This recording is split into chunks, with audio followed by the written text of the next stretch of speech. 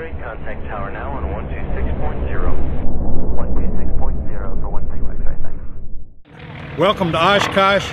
It's dry, it's overcast, and it was hotter than blazes yesterday, but it's nice now. None other than our buddy, Craig Kotilinek. I hope you'll give him a big round of applause.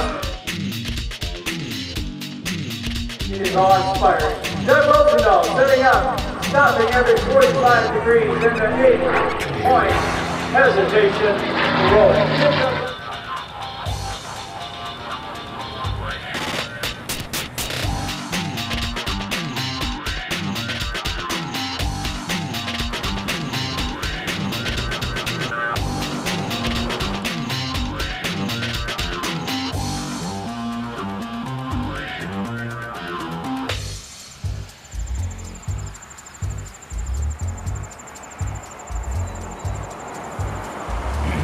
My name is Mike Boren. This is my second year at Oshkosh. I've always thought about coming but never actually showed up until last year.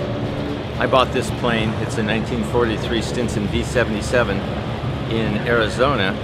It was someone's project. It didn't look like this at all. It was a big pile of metal. I didn't want to restore it just to be a show plane. I wanted an airplane that I could use as my daily flying machine and that I could use for a bush plane. So when I bought this Stinson, of course, one of the first decisions was it needs to have enough horsepower to get out of the backcountry with a load. And we swapped out the Lycoming engine for a Pratt & Whitney R985 so we'd have 450 horsepower.